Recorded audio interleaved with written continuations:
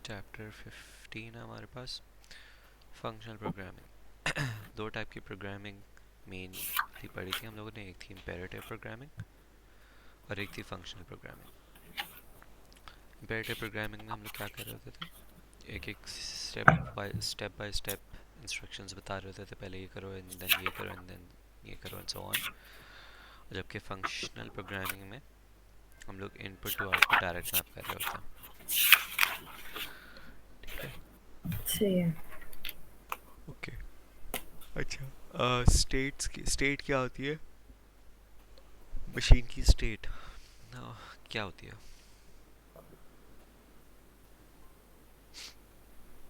Machine की states कुछ idea? नहीं। मशीन की स्टेट होती है तुम्हारी कि ऑल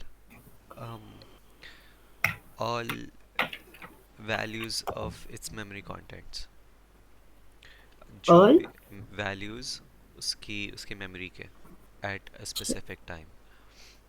यानी कि लेट्स सपोज तुम्हारे पास जितनी भी मेमोरी लोकेशंस हैं उनकी वैल्यू ज़ीरो है, तो वो एक स्टेट है।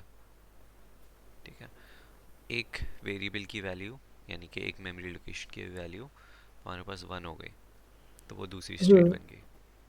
अगर वापस से वो ज़ीरो हो गई तो वो वापस से पहली स्टेट पे आ गई, एंड सो ऑन। सही। तो जो इम्पेरेटिव प्रोग्रामिंग होती है वो तुम्हारे पास स्टेट्स पर डिपेंड करती है, क्योंकि हम लोग उसमें वेरिएबल्स डिफाइन कर रहे होते हैं, वेरिएबल्स की वैल्यू कंटिन्यूसली चेंज हो रही होती है। तो जब वेरिएबल्स की वैल्यू चेंज हो रही है तो यानी कि तुम्हारे पास मशीन की स्टेट्स चेंज हो रही है, because variables are in the end तुम्हारे क्या है, तुम्हारे मेमोरी की लोकेशंस को ही रेफर कर रहे होते हैं वेरिएबल्स। हम्म।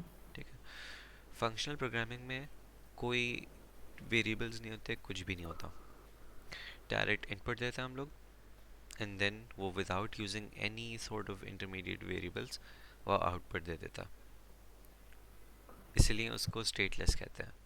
साथ साथ उसमें एक्सप्रेशन में have no side effects.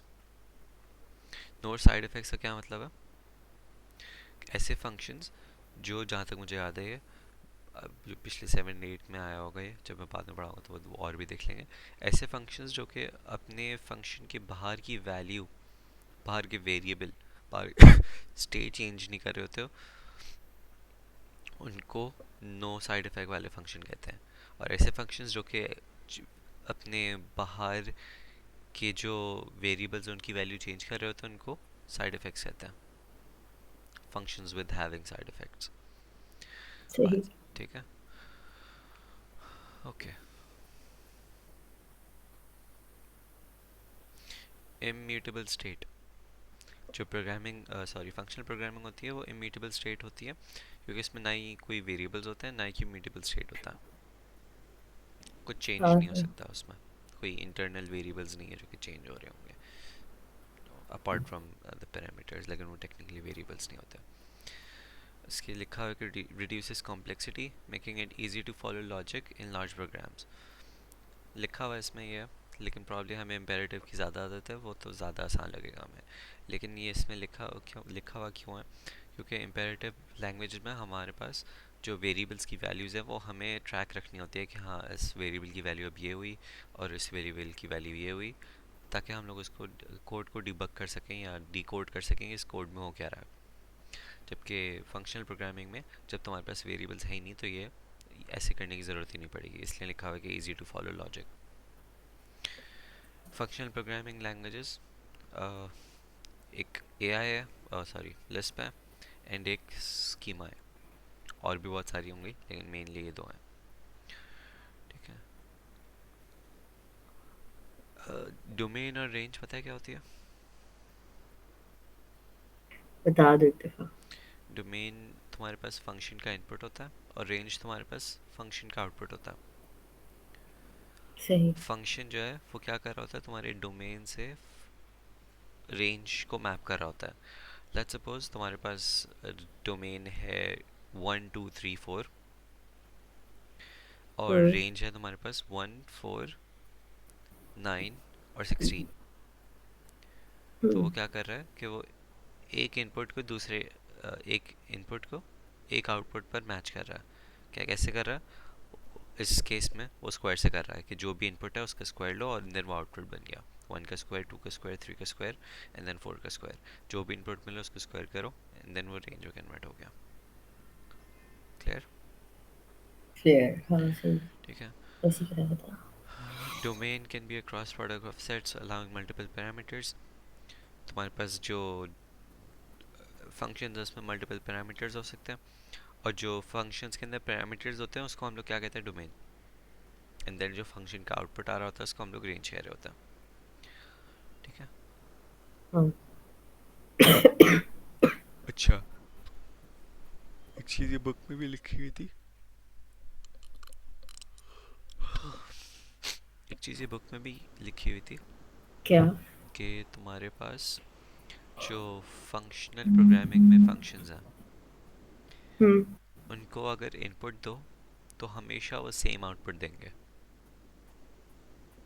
Consistent और आउटपुट देंगे दोबारा फॉर द दोबारा। Same input. फंक्शनल प्रोग्रामिंग में जो फंक्शंस हैं हम्म। उसमें सेम इनपुट पे हमेशा हमेशा सेम आउटपुट मिलेगा ना। मुझे नहीं पता कि ये इम्पेरेटिव में कैसे नहीं होता, लेकिन इसमें लिखा हुआ है कि एक्सटर्नल डिपेंडेंसीज की वजह से हो सकता है कि तुम्हारे पास जो है वो एक्सटर्नल डिपेंडेंसीज कौन सी होंगी, प्रॉबेबली लाइब्रेरीज वगैरह, तो उसकी वजह से output in different cases different आ जाए। लेकिन जो फंक्शनल प्रोग्रामिंग में ऐसा नहीं होता, सेम इनपुट पर सेम आउटपुट आ रहा होता है। एग्जाम्पल दो, सही। इनपुट क्या है तो आउटपुट क्या होगा, एग्जाम्पल। अभी एग्जांपल दी थी मैंने कि इनपुट 1 मिला आउटपुट आ गया 1, इनपुट 2 मिला आउटपुट आ गया 4, इनपुट 3 मिला आउटपुट आ गया 9, इनपुट 10 मिला आउटपुट आ गया 100। राइट? समझ में आ रहा है या ड्रॉ करके दिखाऊं? तो जो फंक्शन सेट हुआ है उसकी बेसिस पे आ रहा होगा ना। हाँ, फंक्शन कैसे डिफाइंड हुआ होगा उसके इसके बेसिस पे आउटपुट आ रहा होगा। ये तो तो मैंने मतलब स्क्वायर का वाला मतलब फंक्शन। वन है, वन है तो वन ही आ रहा है, टू है तो टू ही आ रहा है मुझे। हाँ, ऐसा भी हो सकता, कुछ भी नहीं कर रहा हो, फंक्शन सिंपली रिटर्न कर रहा हो। क्लियर? ओके। रिकर्सिव तो पता है क्या होती है, राइट? तुम्हारे पास फंक्शनल प्रोग्रामिंग में जो ऑर्डर बता रही होती है ऑफ एग्जीक्यूशन वो रिकर्जन होती है। तुम्हारे पास फंक्शनल प्रोग्रामिंग में जो आइटरेशन होती है वो नहीं होती। आइटरेशन को इमुलेट कर रहे होते हैं हम लोग through recursion. For example iterate का क्या मतलब है, loops, for I in range, for x in range and so on. ये तुम्हारे पास हो नहीं सकता फंक्शनल प्रोग्रामिंग में। क्यों नहीं हो सकता? कुछ आइडिया? नहीं। फॉर आई इन रेंज में वेरिएबल्स यूज हो रहे हैं, फंक्शनल सही, प्रोग्रामिंग हाँ। में वेरिएबल्स नहीं होता, हम्म। इसलिए नहीं होता। ठीक है। Okay. Recursion and conditional stateless computation, they map inputs to outputs without modifying the program state. Input to output map कर रहे हैं, स्टेट को मॉडिफाई करने की ज़रूरत नहीं पड़ रही। स्टेट का क्या मतलब है, वेरिएबल्स को चेंज करने की ज़रूरत नहीं पड़ रही। ओके। फंक्शंस हाँ। Don't alter memory locations, same बात लिखी हुई again. Okay. imperative languages use local and global variables for state। इसलिए तुम्हारे पास जो imperative languages के functions हैं वो हम्म। ज़रूरी नहीं है कि हमेशा सेम इनपुट पे सेम आउटपुट दें। क्यों? क्योंकि तुम्हारे ग्लोबल वेरिएबल्स डिफरेंट हो सकते हैं, हाँ। इसलिए ज़रूरी नहीं है कि सेम इनपुट पे हमेशा सेम आउटपुट मिले। फंक्शनल प्रोग्रामिंग में कोई ग्लोबल वेरिएबल नाम की कोई चीज़ है ही नहीं, तो इसलिए हमेशा सेम इनपुट पे सेम आउटपुट ही मिलेगा। सही। अब यहाँ पे फंक्शन की डेफिनेशन लिखी है कि फंक्शन होता क्या है, राइट? इसमें लिखा हुआ है कि एक क्यूब है, फंक्शन का नाम, इसमें पैरामीटर x है and it is defined as, उसका क्यूब कर दो। क्लियर? इसमें कुछ ऐसा है नहीं, यहाँ तक क्लियर? हाँ। बाइंडिंग पैरामीटर्स क्या होते हैं कि इस fix to during function evaluation. Binding parameters ऐसे होते हैं जिनकी वैल्यू फिक्स हो जाती है रन टाइम के दौरान। अभी ये जो है इनकी x की वैल्यू क्या हो सकती है, कुछ भी हो सकती है ना। हम्म। तो ये अनबाइंडिंग अनबाइंडेड वेरिएबल्स हैं। लेट्स सपोज एक दफ़ा यहाँ पे मैं वैल्यू दे दूंगा तो वो क्या हो जाएंगे, बाइंड हो जाएंगे। बाइंड हो जाएंगे, क्योंकि इनकी वैल्यू फिक्स हो जाएगी। Bound parameter, bound, bind, bound है, राइट। इसमें इस केस में क्या है, बाउंड पैरामीटर है क्योंकि मैंने एक्चुअली वैल्यू दे दी क्यूब के अंदर, तो ये चेंज नहीं हो हाँ, सकती। अगर वो x लिखा होता तो वो x के तो वो बाहर, चेंज हो सकती तो वो चेंज हो सकती थी। फिर होता है एनोनिमस फंक्शंस। एनोनिमस फंक्शंस क्या होता है, जिनका नाम नहीं होता। पाइथन में फंक्शन के है। नाम लिखते हैं ना, कोई भी डेफ हाँ, एंड देन फंक्शन के नाम। एनोनिमस फंक्शंस होते हैं जो, जिनका फंक्शन का नाम नहीं होता और ऐसे डिफाइन होता है वो लैम्डा से, यानी कि लैम्डा डिफाइन कर रहा होता है तुम्हारे पास। वैसे तो ये सिंटेक्स यूज़ नहीं होगा, आगे स्कीमा का थोड़ा सा डिफरेंट है, लेकिन फिर भी देख लो। लैम्डा का मतलब लैम्डा फंक्शन है, पैरामीटर इसमें x जा रहा है, एंड देन आउटपुट में इसके ये आ रहा है क्यूब। उसको कॉल कैसे करते हैं, ऐसे करते हैं, बेसिक है। लेट मी नो अगर कुछ समझ नहीं आया इसमें। नहीं नहीं आ गया। Okay, next.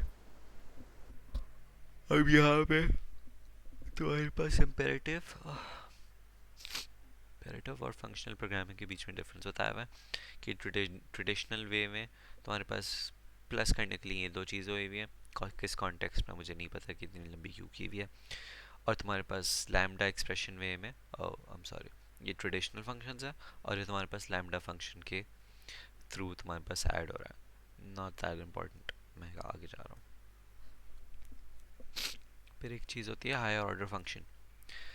Higher order function is defined as जब उसमें इनमें से दो चीज़ें होती हैं, या तो कोई फंक्शन अगर एक फंक्शन या एक से ज़्यादा फंक्शन एज पैरामीटर्स ले तो वो हायर ऑर्डर फंक्शन हो जाता है, या फिर अगर वो फंक्शन रिटर्न ही कोई फंक्शन कर रहा हो तब भी वो हायर ऑर्डर फंक्शन बन जाता है। समझ में आई ये चीज़।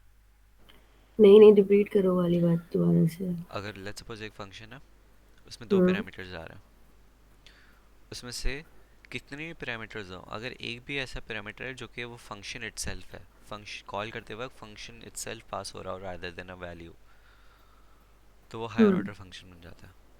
सही।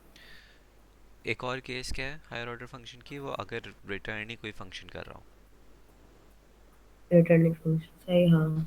ओके, तो हायर ऑर्डर फंक्शन बन जाता है। फिर तुम्हारे पास फंक्शन कॉम्पोजिशन है। फंक्शन कॉम्पोजिशन क्या हुआ कि हम लोग एक ऐसा फंक्शन बना रहे हैं जो कि दो फंक्शन को यूज़ करके उसको उन दोनों को कंबाइन कर रहा है। बेसिकली कॉम्पोजिशन का मतलब कंबाइन ही होता है ना। तो फंक्शन कॉम्पोजिशन का क्या मतलब, एक तुमने वो टॉप मॉड्यूल कॉल नहीं किया जो हम लोग उसमें करते थे, टॉप हाँ मॉड्यूल हाँ। कर करके और उसमें इंटरनल मॉड्यूल्स कॉल कर रहे होते थे, तो वैसे ही है। सही। ठीक है, इसकी एग्जांपल तुम्हारे पास ये रही, और ये किसकी है, ये तुम्हारे पास ये इसकी एग्जांपल है, हायर ऑर्डर फंक्शन और फंक्शन कॉम्पोजिशन। लेकिन इसमें हो क्या रहा है कि इसमें दो फंक्शंस कंबाइन हो रहे थे, ये फंक्शन कॉम्पोजिशन है। कैसे, ये मैथ में होता था हमारे पास f of g of x, right. अगर हमें इसमें कंप्यूट करना है तो हम लोग क्या कर रहे हैं, पहले लेट्स सपोज x की वैल्यू मैंने 2 दी है, तो वो एक्चुअली पहले ये कंप्यूट होगा, एंड देन हम्म। इसका रिजल्ट तुम्हारे पास इसमें जाएगा, एंड देन +2 हो जाएगा।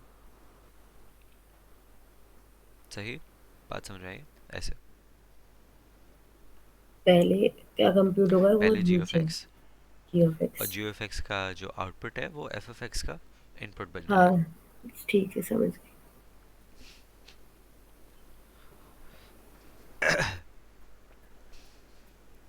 अच्छा, फंक्शनल फॉर्म और एक और चीज़ थी, नाम उसका सेम ही था।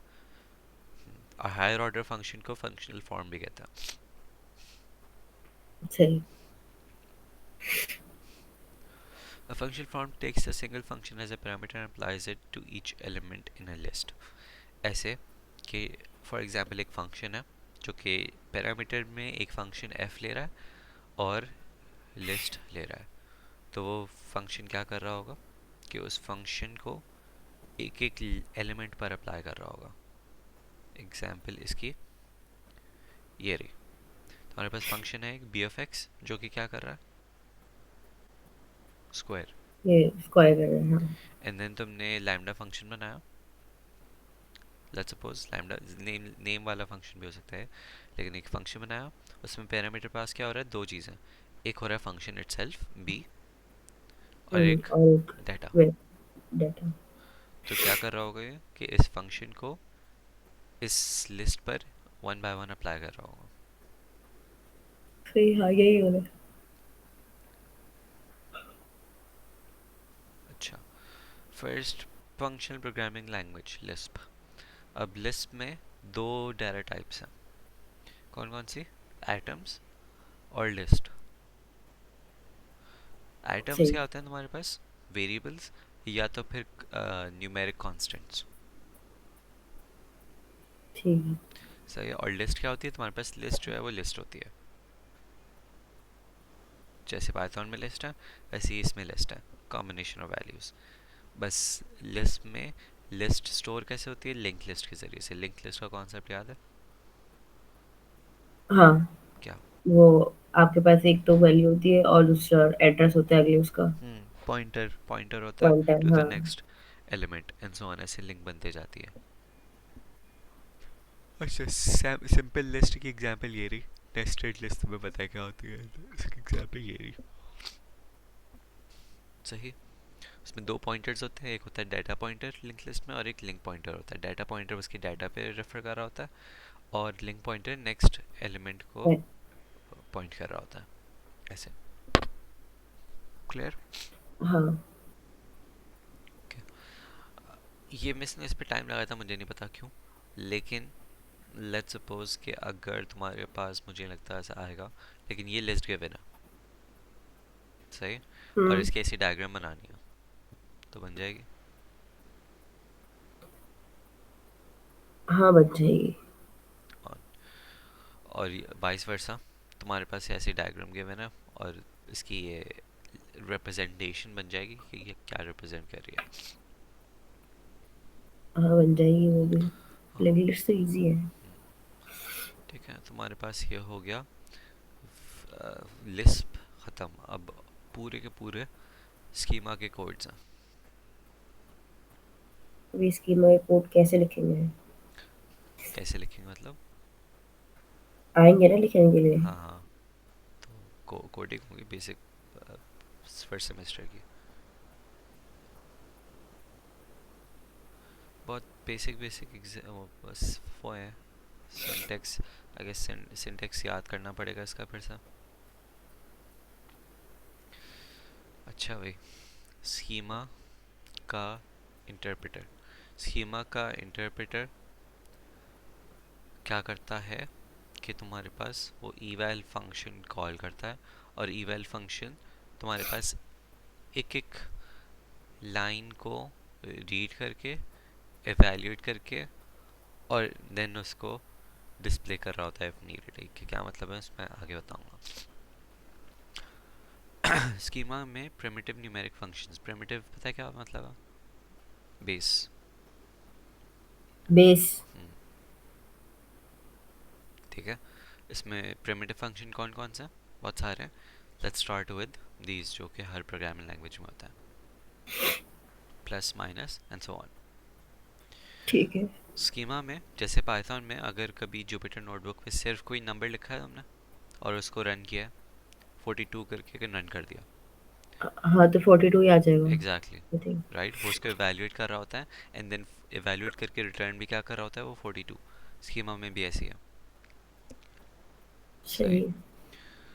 इसका क्या मतलब है, और स्कीमा जो है वो ये prefix notation, I believe prefix notation पर काम कर रहा होता है, यानी कि हाँ, पहले तुम्हारे पास ऑपरेटर एंड देन बाकी वैल्यूज। वैल्यूज, ठीक है। समझ में आ रहा है ना, 3 मल्टीप्लाई बाय हाँ। 7 प्लस क्या कर रहा है तुम्हारे पास, कि इन सबको आपस में प्लस कर रहा हाँ ऐसे। है, ओके। इसमें एक और फ़ायदा ये है कि लेट्स सपोज अगर इस ये इम्पेरेटिव लैंग्वेज में अगर लिखें तो हम लोग क्या बनेगी इसकी एक्सप्रेशन, तो ये तो मतलब ऑपरेटर्स बीच में आएंगे ना, जैसे हाँ, आते हैं। कैसे बताओ, इवेलुएट कैसे होगा? मतलब 4 × 3 होगा वो, हम्म। और फिर 24 माइनस वो ब्रैकेट, हाँ, तो वो 4 × 3। कौन सा पहले एग्जीक्यूट होगा? 4 × 3। पहले 4 × 3, हाँ। तो इससे भी तो टेक्निकली 4 × 3 पहले एग्जीक्यूट हाँ, होगा ना। इसमें भी ऐसे ही होगा, लेकिन एक पॉइंट है जो कि मैं एक्सप्लेन करना चाह रहा हूँ। उसमें ऐसे होगा, राइट? हाँ। तो उसमें होता क्या है इम्पेरेटिव लैंग्वेजेस में तुम्हारे, कि पहले तो ये एग्जीक्यूट होगा, और ये एग्जीक्यूट होके इसकी जो वैल्यू, इसका जो रिजल्ट है वो एक इंटरनल वेरिएबल में सेव हो रहा होगा, एंड हम्म। देन उस इंटरनल वेरिएबल को इस नंबर से माइनस कर दिया जाएगा, तो फाइनल हाँ, वैल्यू आ रही होगी। जबकि सही लिस्प और स्कीमा और फंक्शनल प्रोग्रामिंग लैंग्वेजेस में internal variable, internal states maintain नहीं हो रहे होता।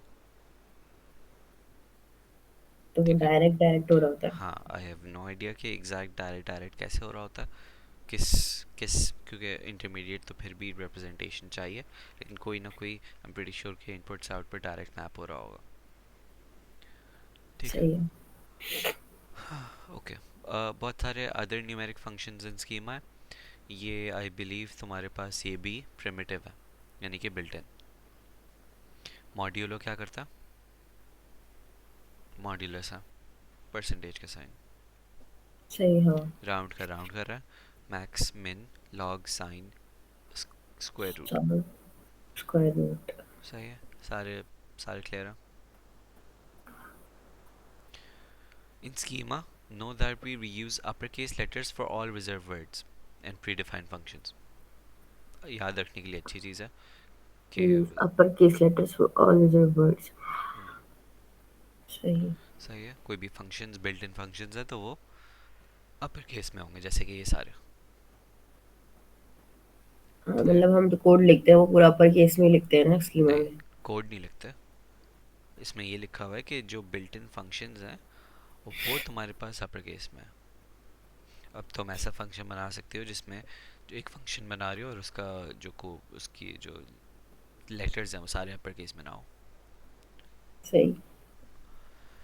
Okay. If a function has a fixed number of parameters such as square root, the number of parameters in the call must match that number. Obvious सी बात लिखी हुई है कि अगर फंक्शन में तुम्हारे पास फिक्स नंबर ऑफ पैरामीटर्स हैं, यानी कि स्क्वायर रूट में कितने पैरामीटर्स होने चाहिए? स्क्वायर रूट में 2 पैरामीटर्स होने। 2 होने चाहिए। हाँ, कि 2 का क्या करोगे?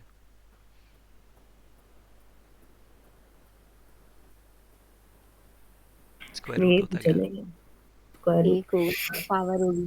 पावर होगी ना, हाँ, एक नंबर में। स्क्वायर मतलब रूट, स्क्वायर है तो पावर लगाने की जरूरत नहीं है, पर क्रिएट। स्क्वायर रूट टेक्निकली होता है कि किसी भी नंबर की पावर 1/2। 9 का स्क्वायर रूट क्या होता है? 3। तो अगर किसी नंबर का स्क्वायर रूट निकालना है तो पैरामीटर्स कितने जाने चाहिए इसमें? एक ही जाना चाहिए। राइट। तो अगर स्क्वायर रूट के फंक्शन में 2 पैरामीटर्स पास करते हैं तो ये इसमें लिखा है कि एरर आ जाएगा, विच इज़ ऑब्वियस। सही। Defining functions. Okay. Nameless function lambda schema में कैसे डिफाइन होता है? ऐसे, इंस्टेड ऑफ वो सिंबल लैम्डा का हम लोग क्या लिखते हैं? लैम्डा, यहाँ पे फिर उसके बाद पैरामीटर्स कितने, एंड देन उस फंक्शन की डेफिनेशन कि उस फंक्शन में हो क्या रहा है। सही। क्लियर? ये ब्रैकेट्स हाँ, देख लेना, ब्रैकेट्स इंपॉर्टेंट है। अब इसको कॉल कैसे कर रहे होंगे? डायरेक्ट ऐसे कर रहे होंगे, सब कुछ सेम, बस आखिरी में एक 7 भी दे दिया। तो ये 7 का क्या मतलब है कि इस x को हम लोग क्या वैल्यू दे रहे हैं? 7। यस। और ये तुम्हारे पास अब बाउंड बन गया, बाउंड वेरिएबल बन गया। सही। ठीक है। हाँ।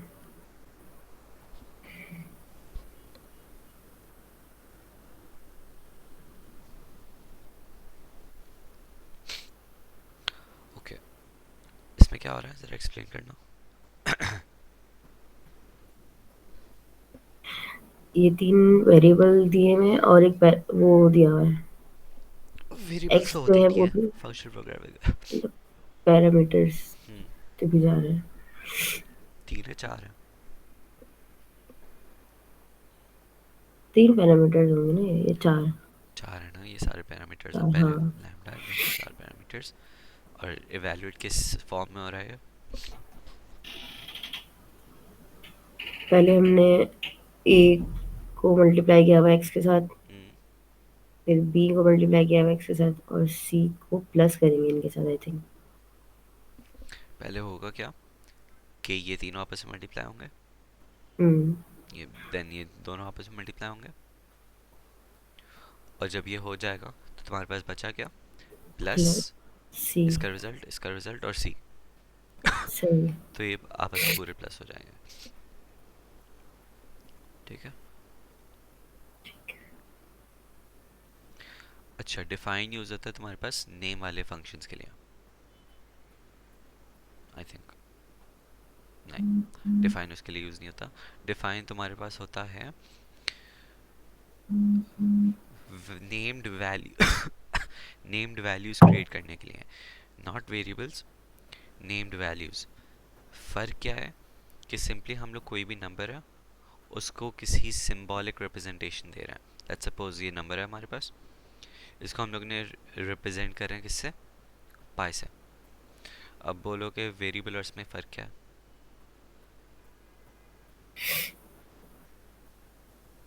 हाँ समझ हाँ, आया? क्या आगे। कर।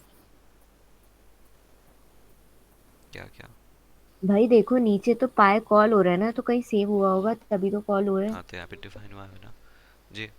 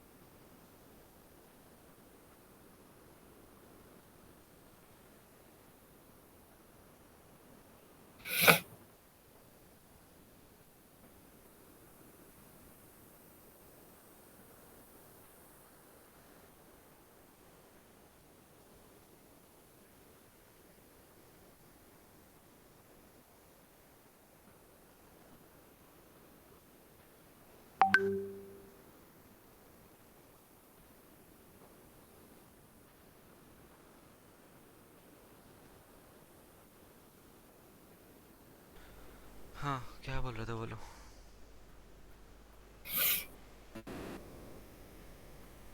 उजाला पूछ रही थी ना, उजाला। क्या पूछ रही थी? मैं कह रही हूँ वेरिएबल में भी हम वैल्यू स्टोर करा रहे होते हैं ना, हाँ। तो यहाँ पे भी तो डिफाइन में हम डिफाइन कर रहे हैं, मतलब स्टोर नहीं करा रहे। स्टोर करवा रहे हैं टेक्निकली, लेकिन फ़र्क ये है कि ये वेरी नहीं कर रहे, इसलिए वेरिएबल नहीं है। These are constants. ऐसा नहीं कर सकते हम लोग के बाद में पाई की वैल्यू चेंज कर दें, यानी कि पी आई को असाइन कर दें टू डिफरेंट वैल्यू। अच्छा। फ़र्क ये है सिर्फ। अच्छा। जावा में इसमें एग्जाम्पल भी दी हुई है। जावा में हम लोग ऐसे लिखते हैं अगर कांस्टेंट डिफाइन करना हो, फाइनल फ्लोट, फाइनल और फिर उसकी डाटा टाइप एंड देन कोई भी चीज़। फाइनल से मतलब हो रहा है कि वो कांस्टेंट्स हैं। सही है। ओके।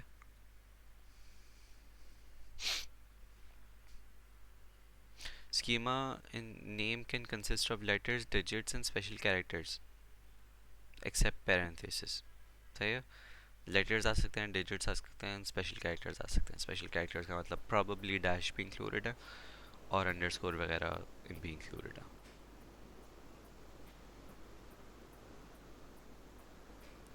अच्छा, तो डिफाइन हम लोग उसके लिए भी यूज़ कर सकते हैं और डिफाइन फंक्शन के लिए भी कर सकते हैं हम लोग यूज़।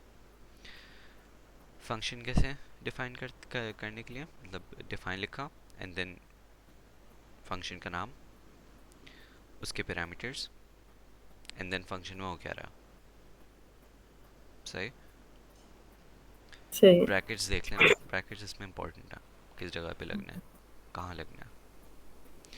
एग्जाम्पल इसकी, डिफाइन यूज़ किया, फंक्शन का नाम क्या है? सॉरी, फंक्शन का नाम क्या है? Square number. नहीं, सिर्फ स्क्वायर। स्पेस आ रहा है ना बीच में, तो अच्छा। यहीं पे ख़त्म हो रहा है। स्क्वायर है फंक्शन का नाम। और ये क्या है? पैरामीटर। पैरामीटर। और उस फंक्शन की डेफिनेशन है ये। हम्म। क्या हो रहा है? स्क्वायर हो रहा है। और कॉल कैसे करता है? सिंपल।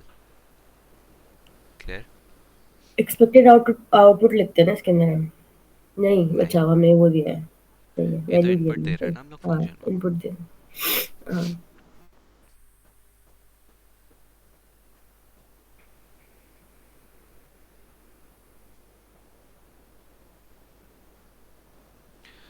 अच्छा, if defined by a primitive function, eval's first action on this function would be to evaluate the two parameters of define. If x were not already bound to a value, this would call to an error. Furthermore, it would also be an error that this is attempt to redefine x. अच्छा, इसमें ये चीज़ लिखी हुई है कि हमारे पास कोई ऐसी चीज़ हो, ऐसा फंक्शन हो जो कि किसी नेम्ड वैल्यू को रीडिफाइन कर रहा हो, तो तब एरर आ जाएगा। था समझ में आई क्या वैल्यू बोला? को रीडिफाइन कर रहा हूँ। हाँ, लेट्स सपोज मेरे पास नेम्ड वैल्यू बनी हुई है पाई इक्वल्स टू ये, सॉरी ये, राइट। अब मैं दोबारा से नीचे कॉल कर रहा हूँ डिफाइन पाई, और मैंने वैल्यू चेंज कर दी, सही। तो उसमें एरर दे देगा। क्यों? क्योंकि इसमें वेरिएबल्स नहीं है, तो हमने एक दफ़ा कांस्टेंट डिफाइन कर दिया, तो उसकी वैल्यू चेंज नहीं कर सकते। सही है, हाँ। ओके।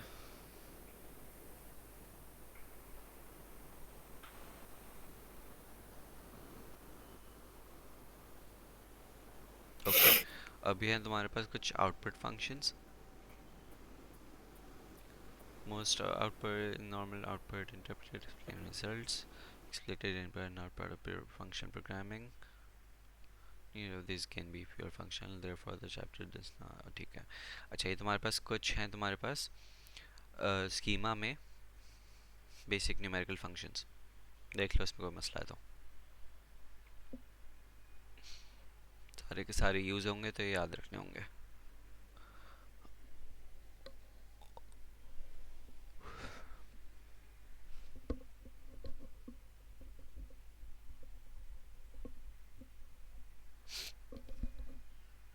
आगे बढ़ो। इज इट जीरो मतलब क्या कहते हैं, इनपुट में जीरो आएगा या क्या मतलब जीरो कि एम्प्टी हम हो लोग जाए? ज़ीरो लिख रहे हैं एंड देन कोई वैल्यू लिख रहे हैं, तो वो रिटर्न हाँ ट्रू सही करेगा अगर वो सही। वैल्यू ज़ीरो है या नहीं। ठीक है। okay? स्कीमा में ट्रू और फॉल्स ऐसे भी रिप्रेजेंट होता है, hashtag T, hashtag F. Okay. साथ साथ तुम्हारे पास अगर एम्प्टी लिस्ट है तो एज अ फॉल्स इंटरप्रेट होगा। जैसे कि तुम्हारे पास अगर पाइथन में या किसी भी लैंग्वेज में हमारे पास एक इंटीजर है और उसकी वैल्यू 5 है, तो अगर मैं लिखता हूँ कि एफ इफ एक्स, एक्स की वैल्यू अगर 5 है और मैं कंडीशन लिखता हूँ इफ एक्स, तो वो कंडीशन ट्रू होगी या फॉल्स होगी? कुछ आइडिया?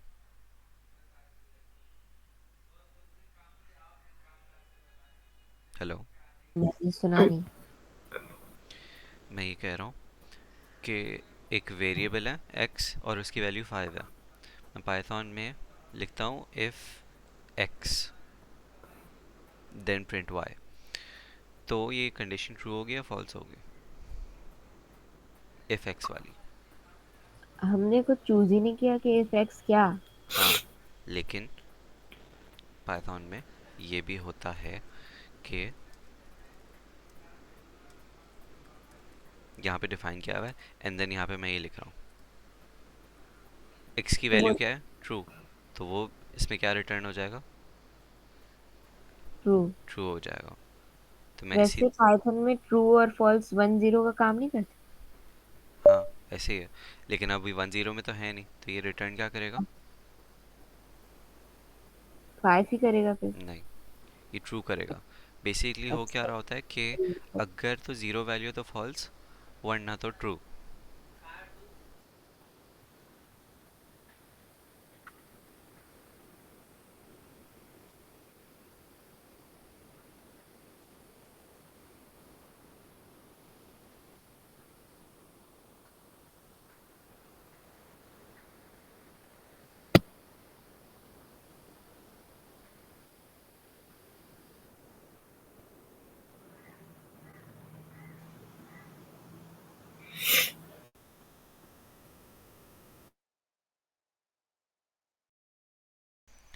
हाँ, समझ में आई ये बात क्या बोल रहा था मैं?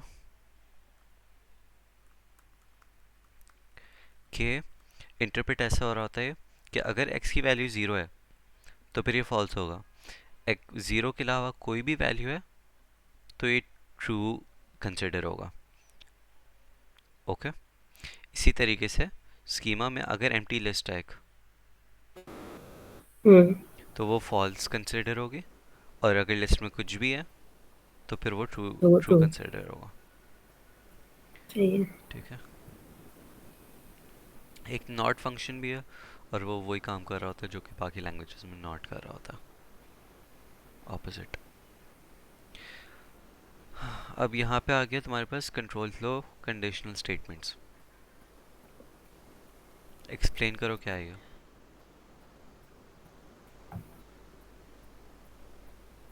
पहले इन्होंने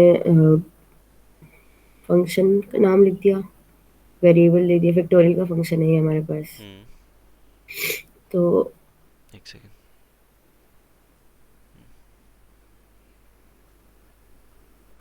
तो अगर हमारे पास एन जो है वो लेस देन या इक्वल टू होगा, है ना, 1 के। हम्म। और ये इन्होंने 1 क्या दिया हुआ है बीच में फिर नीचे।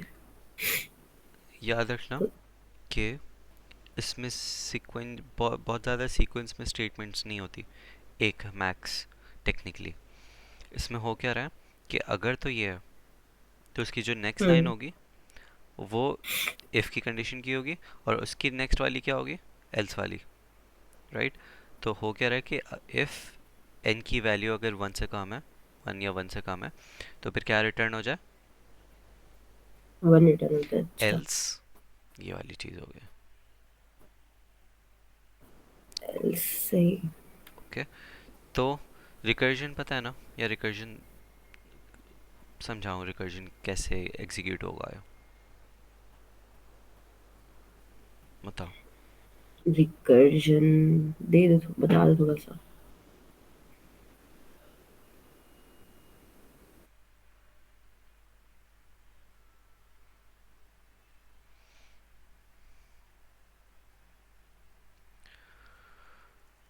ओके,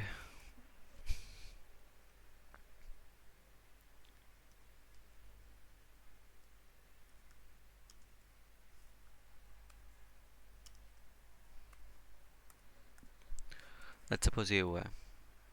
ओके, सबसे पहले ये कॉल हुआ है, तो सबसे पहले फंक्शन डिफाइन कैसे हुआ हुआ है कि वो चेक क्या करेगा?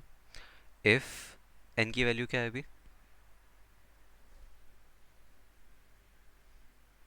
जब हम लोग ने ये फंक्शन कॉल किया है तो एन की वैल्यू क्या है? 3। हम्म, तो वो क्या चेक करेगा? इफ़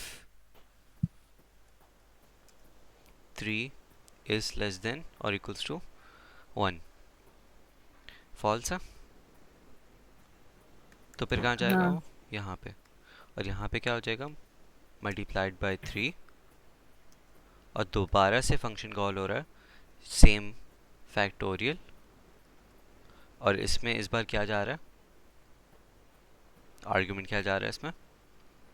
इसमें जा रहा है 3 - 3 1, यानी कि 3 - 1, एक कम। इस बार इस फंक्शन में आर्ग्यूमेंट क्या जा रहा है? Three 3 minus one minus 1। यानी कि 2 जा रहा होगा।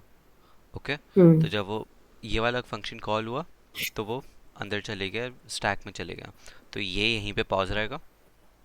नेक्स्ट पे आ जाओ, फैक्टोरियल 2। अब वो 2 को कंपेयर करेगा, 1 से कम है या नहीं, ऑब्वियसली नहीं है, तो यहाँ पे क्या हो जाएगा, 2 multiplied by factorial multiply by 2 minus 1। 2 1। ठीक है, ये हो गया। अब अगेन तुम्हारे पास क्या कॉल होगा, ये यहीं पे पॉज हो जाएगा और ये कॉल होगा, तो तुम्हारे पास अब क्या हो जाएगा, फैक्टोरियल पैरामीटर 1 चलेगा, आर्ग्यूमेंट 1 चलेगा। अब ये कंडीशन ट्रू हो जाएगी, बेस केस ट्रू हो गया, ऐसे है ये वाली, हाँ, क्योंकि अब ये 1 के बराबर है। तो रिटर्न क्या हो जाएगा इससे, 1 रिटर्न हो जाएगा। 1 रिटर्न हो जाएगा। जब 1 रिटर्न हो गया तो अब वापस ऊपर जाओ, इसकी जगह क्या आ जाएगा, इस जगह 1 माइनस। आ जाएगा। 1 आ जाएगा ना, इसमें जो रिटर्न हुआ है वही इसकी जगह पूरा आ जाएगा। इसकी जगह पूरा तो 1 आ जाएगा। इसकी जगह इसको हटा दो और इसकी जगह क्या लिखो, 1। फिर ये कंप्यूट होगा, 2 मल्टीप्लाइड बाय 1 क्या होता है, 2, 2 हो जाएगा। राइट। तो अब ये अगेन रिटर्न हो रहा है, क्योंकि एक स्टेटमेंट लिखी हुई है ना, तो वो स्टेटमेंट लिखी हुई है रिटर्न ही होगी। बस ये इस वक्त रिटर्न क्यों नहीं हुई, क्योंकि कंप्यूट होना बाकी था। इस वक्त रिटर्न क्यों नहीं थी, क्योंकि कंप्यूट होना बाकी था। अब ये पूरी कंप्यूट हो गई ना टेक्निकली, 2 मल्टीप्लाइड बाय 1 करके। हाँ, जब हो गई, इसका आंसर क्या आ गया, क्या रिटर्न हो रहा है इसमें, इसमें 2 रिटर्न हो रहा है। तो अब ऊपर वाले में इसकी जगह क्या आ जाएगा, 2 आ जाएगा। एंड देन फाइनली इन दोनों को मल्टीप्लाई करके ये रिटर्न हो जाएगा। क्या आ रहा है तुम्हारे पास आंसर, 6। 3 का फैक्टोरियल 6 ही होता है। क्लियर। क्लियर। फैक्टोर रिकर्जन में हमेशा हमेशा क्या हो रहा होता है कि एक बेस केस होता है, जो कि हर आइट्रेशन कॉल पर, हर आइट्रेशन नहीं, हर रिकर्जन कॉल पर, तो हमारे पास वो बेस केस करीब आ रहा होता है। क्या मतलब है करीब आने का, कि लेट्स सपोज मैं यहाँ पे फंक्शन कर फैक्टोरियल 7 कर देता हूँ, ठीक है। पहले ही कंडीशन क्या होगी, इज 7 लेस देन और इक्वल्स टू 1। जब मैं दोबारा कॉल करूँगा तो नेक्स्ट टाइम क्या होगी, is 6 less than equals to 1, and then 5 less than equals to 1, and hmm so on. वो आहिस्ता आहिस्ता बेस केस के करीब आते जा रहा है, एंड देन वो बेस केस रीच हो जाएगा, तो फिर वो दोबारा स्टैक रिलीज होते जाएंगे, एंड देन वो बैक ट्रैक करते करते कंप्यूट करते जाएगा। क्लियर। क्लियर। ओके, जैसे इफ है कि स्विच के स्टेटमेंट स्विच के स्टेटमेंट पता है क्या होती है, स्विच केस स्टेटमेंट भी आपके पास इफ एल्स की तरह ही काम कर रही होती है। हाँ, तो तुम्हारे पास वैसी है कंडीशन। कंडीशन कैसी है ये, ऐसी कि अगर तो basically multiple if and else लगाने से बेहतर है कि एक कंडीशन लगा लो। तुम्हारे पास यहाँ पे कंडीशंस डिफाइंड है कि बताओ क्या हो रहा है, ये यहाँ से लेके यहाँ तक।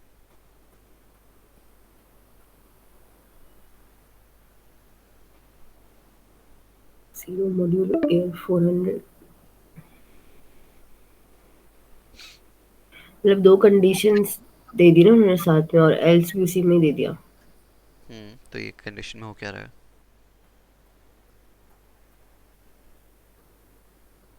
अगर मॉड्यूलस जो है वो 400 का,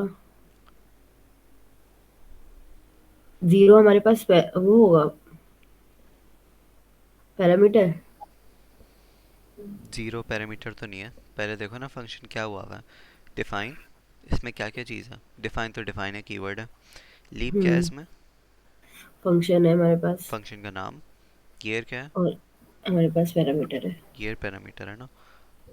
और इसकी फंक्शन की डेफिनेशन यानी कि कंडीशंस क्या है, एग्जीक्यूशंस क्या है। यहाँ पे तुमने कंडीशन बताई हुई है, मतलब कीवर्ड है, यहाँ पे सारी कंडीशंस बताई हुई है तुमने 3। तो ये तो चेक कर रहा है कि अगर ये ज़ीरो है, कौन ज़ीरो है, जिसके बाद लिखा हुआ है, और इसके बाद क्या लिखा सही। हुआ है कि मॉड्यूलो ईयर 400, और यानी कि क्या हो जाएगा, लेट्स सपोज मैंने ईयर 2020 लिखा है, तो वो ये चेक कर रहा है कि अगर मैं 2020 को डिवाइड करता हूँ 400 से तो रिमाइंडर 0 बचता है, नहीं बचता? अगर 0 बचता है तो फिर रिटर्न क्या हो जाए? ट्रू, ट्रू यानी कि है। 2020 लीप ईयर है। हम्म। सही। हाँ। इसी तरीके से बाकी कंडीशन, बाकी चीज़ें भी हुई हुई हैं। सही है। क्लियर है? हाँ। एक सेकंड।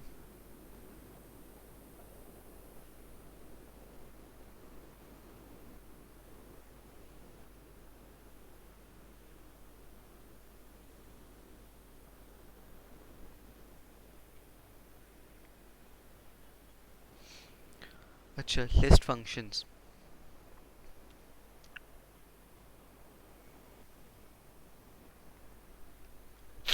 ओके, कितना टाइम बाकी है मीट में? 15 मिनट्स आ रहे हैं। 13। दोबारा बनाना ज़रा मीट। रिकॉर्डिंग रोकना जरा। हम्म। अच्छा, ओके। List functions. चल, लिस्ट क्या होती है? पता है ना लिस्ट क्या होती है? हाँ हाँ। क्या? लिस्ट ना। हम्म। तो मैंने लास्ट टाइम एक चीज़ बताई थी। स्क्रीन।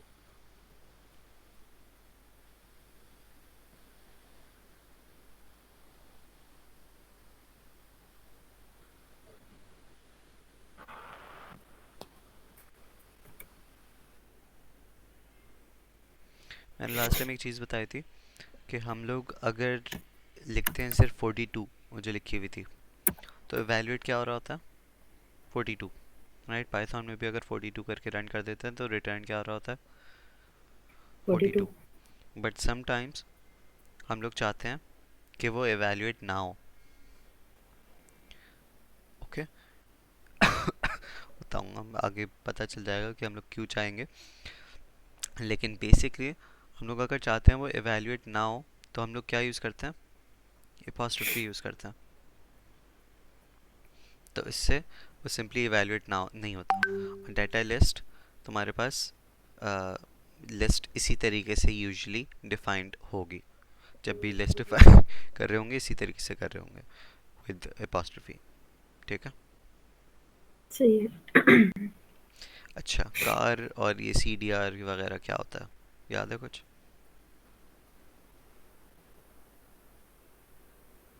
नहीं?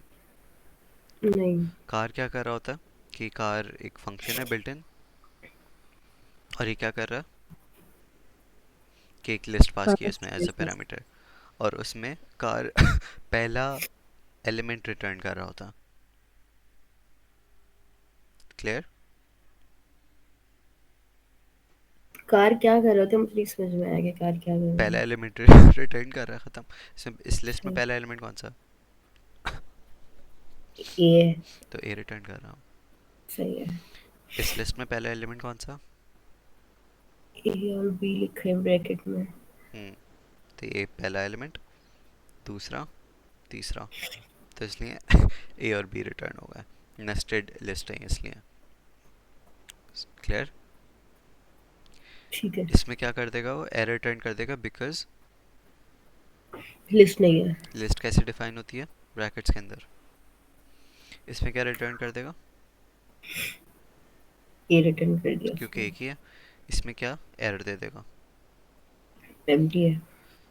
फिर एक होता है C D R. C D R क्या कर रहा होता है? बिल्कुल कार का ऑपोजिट। पहले के अलावा बाकी दो रिटर्न कर रहा होता है, बाकी जितने भी हैं, बाकी दो नहीं, बाकी जितने भी हैं। क्लियर? सही है। हम्म। देख लो एक दफ़ा, समझ तो बताओ। नहीं नहीं सही है।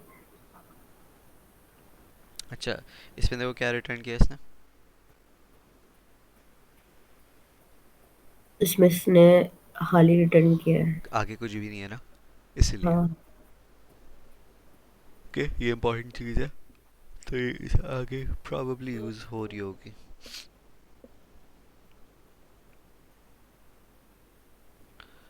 अच्छा, अगर हमें लेट्स सपोज डिफाइन करना है, ये फंक्शन लिखना है हमें, जो कि क्या कर रहा हूँ, एक फंक्शन बनाना है जिसमें हम लोग लिस्ट पास कर रहे हो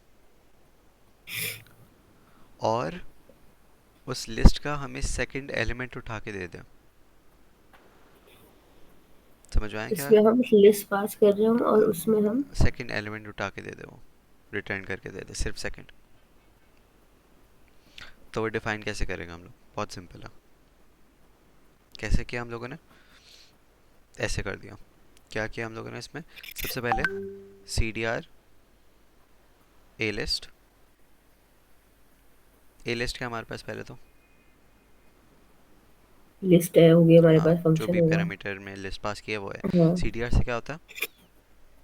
सीडीआर से हमारे पास वो पहला वाला नहीं आता, बाकी सारे आते हैं। हाँ एग्जैक्टली exactly. जब पहला वाला हट गया और बाकी सारे आ गए, तो तुम हम लोग ने उसी लिस्ट पर जो जिसमें पहला हट गया उस पर क्या अप्लाई किया? कार, तो कार से क्या होता है? पहला वाला आता है। हाँ, तो वो पहला वाला तो हट गया था, तो अब कौन सा वाला रिटर्न होगा? मतलब सेकंड। सेकंड रिटर्न होगा इस सब, इस सही है। पूरे से। क्लियर? हम्म। अच्छा, इसमें ये भी है कि ये बिल्ट इन है कि अगर हम लोग डबल ए लगा दें यहाँ पे, तो वो इक्विवेलेंट किसके होगा? कि पहला कभी पहला।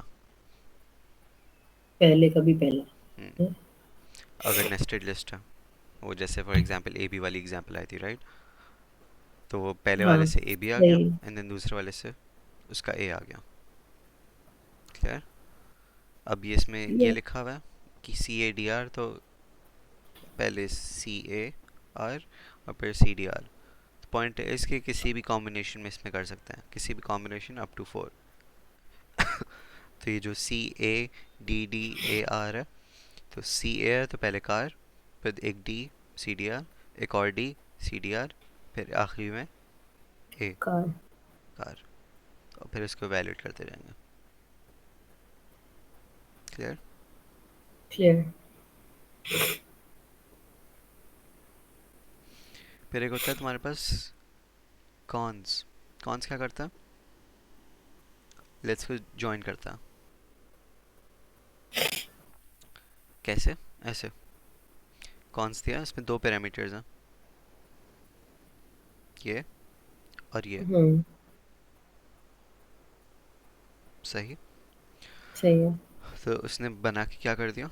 ज्वाइन करके ये कर दिया। इन दोनों को ज्वाइन करके क्या बना दिया? ये बना दिया। ये बना दिया। अच्छा, कौन से ज्वाइन करता है? ये भी देख लो, एम्प्टी लिस्ट को उसने ज्वाइन किया ए बी से तो ये बन गया।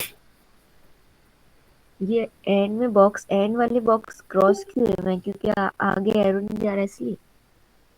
हाँ, नल पॉइंटर है ना, उसके आगे कुछ है नहीं। लिंक लिस्ट है क्या? ये। डाटा पॉइंटर, डाटा पॉइंटर, तो पॉइंट आखिरी वाले के पास पॉइंटर नहीं है क्योंकि वो किसी को पॉइंट नहीं कर रहा। अच्छा, अच्छा ये भी देख लो। I thought this was a mistake, लेकिन नहीं है मिस्टेक है। इसमें क्या हुआ है कि इसमें जॉइन तो हुई है, लेकिन जो पहली वाली लिस्ट है वो एज इट इज़ आ जाती है, और दूसरी वाली जो होती है उसे कंटेंट्स आता है। हम्म। सही है? तो दूसरी वाली लिस्ट में ही पहली वाली लिस्ट आई है ना, आई थिंक। क्या मतलब? दूसरी वाली जो लिस्ट थी हमारे पास, हम्म, उसी में पहली वाली लिस्ट आई है ज्वाइन होके। समझा नहीं मैं, एक्सप्लेन। छोड़ो छोड़ो, एक्सप्लेन नहीं होगा। ओके, सही। अच्छा, अब dealing with only relatively simple problems would intentionally. अच्छा, अ- अगर दो एटम्स पर अप्लाई करें कंडीशंस, हम्म। तो क्या होगा कि ये हो जाएगा, ऐसे डिस्प्ले होगा, क्योंकि एक भी लिस्ट नहीं थी ना, तो वो दो आइटम्स को ऐसे ज्वाइन करेगा, डॉटेड पेयर। सही। सही। अच्छा, एक लिस्ट एक फंक्शन है, बिल्ट इन, जो कि अगेन कंबाइन कर रहा होता, बस उस लिस्ट में शॉर्ट हैंड है। अगर फॉर एग्जांपल हमें कंडीशंस के थ्रू यही चीज़ करनी होती तो हम लोग क्या करते हैं, ये करना पड़ता हमें, पहले कॉन्स अप्लाई करते हैं इस पे, क्योंकि इसमें 3 है ना, कॉन्स में से 2 हम्म पैरामीटर्स आते हैं, तो हमें वो एक एक करके करना पड़ता, पहले इन दोनों को कंबाइन एंड देन इन दोनों को कंबाइन। सही। सही। तो इसमें सबसे पहले क्या हो रहा है कि नेस्टेड में जाओ, ग्रेप तुम्हारे पास मर्ज हो रहा है एक विद एम्प्टी लिस्ट, तो ये तुम्हारे पास लिस्ट बन जाएगी, रिटर्न हो जाएगा। फिर ऑरेंज मर्ज होगा विद अ लिस्ट जिसमें ग्रेप है, वो दोनों मर्ज हो जाएंगे, एंड देन एप्पल मर्ज होगा जिसमें ग्रेप और ऑरेंज है। हम्म ठीक है। तो तुम्हारे पास एक है function E Q built in, जो कि चेक कर रहा होता है क्या चेक कर रहा होता है कि दोनों बराबर है या नहीं। हाँ। ठीक है। ओके। दो आइटम्स को उसने क्या रिटर्न किया, ट्रू, ट्रू। फॉल्स, ये दो अलग अलग थे, फॉल्स। Again false. ये क्या कर रहा, रिटर्न्स ट्रू फॉल्स रिटर्न करेगा ना। और ट्रू। इसमें थोड़ी इंडिटर्मिनिज्म आ गई, वो इसलिए बिकॉज स्कीमा में तुम्हारे पास जो चेक हो रहे होते हैं वो ऐसे हो रहे होते हैं, not the value itself check नहीं हो रही होती, वो पॉइंटर के रेफरेंस चेक हो रहे होते हैं। तो फॉर एग्जांपल अगर पहले से एक ये डिफाइंड है, ठीक है, एक लिस्ट हम्म डिफाइंड है ए बी, तो हमने एक और लिस्ट डिफाइन की ए बी, तो अक्सर स्कीमा क्या करता है कि, कि वो सेम पॉइंटर पर ही इसको असाइन कर देता है, यानी दोनों के मेमोरी लोकेशन सेम होती हैं। बात सही समझ है। में आई। तो अगर तो मेमोरी हाँ। लोकेशन दोनों की सेम है तो फिर वो ट्रू रिटर्न करेगा, लेकिन अगर स्कीमा ने, अक्सर ये भी होता है कि उसने मेमोरी पॉइंटर दोनों के सेम नहीं रखे, दोनों के अलग अलग रखे हुए हैं, तो फिर वो फॉल्स रिटर्न करेगा। सही है। सही है। इसी हाँ। तरीके से ये भी, वो 3.4 को और इसको कंपेयर कर रहा है 3 प्लस 0.4 को, तो अगेन अगर ये कंप्यूट होके सेम पॉइंटर उस रेफरेंस हुआ तो फिर तुम्हारे पास ट्रू रिटर्न होगा, वरना फॉल्स रिटर्न होगा। ठीक है। ओके। इसी तरीके से इसका एक और वर्जन है ई क्यू वी, जिसमें एक्चुअली वैल्यू कंपेयर हो रही होती है rather than पॉइंटर्स। ठीक है, देख लो एक बार, बस ये एक चीज़ देख लो कि इसमें अगेन फ्लोट और इंटीजर के बीच में कंपेयर करने में फॉल्स रिटर्न हो रहा है, जो कि होना भी चाहिए था। हाँ। सही है। अच्छा, बस आज आज यहाँ तक करते हैं, 15.5.10 तक। ओके। ये क्या कर रहा ये भी ये लिस्ट है ना, ये पूछ रहा है कि लिस्ट है कि नहीं है ये। है एग्जैक्टली exactly. ठीक है, आगे बढ़ रहा हूँ मैं, एम्प्टी लिस्ट में भी हम्म ट्रू दे रहा है बस। नल, नल क्या कर रहा ये भी यही चेक कर रहा है कि लिस्ट में वैल्यूज है वो लिंक है। ये नल, ये ट्रू रिटर्न करेगा क्योंकि एम्प्टी लिस्ट है, लेकिन एम्प्टी ये लिस्ट जो है। है ये फॉल्स रिटर्न करेगा। क्यों फॉल्स रिटर्न करेगा ये, क्यों? क्योंकि एक लिस्ट है, उसके अंदर एक एलिमेंट है जो कि इटसेल्फ एम्प्टी लिस्ट है, लेकिन एक एलिमेंट तो है ना, इस लेंथ की, इस लिस्ट की लेंथ क्या है 1, इसलिए फॉल्स रिटर्न कर रहा है। ओके। क्या, क्लियर? ओके, आज के लिए बस।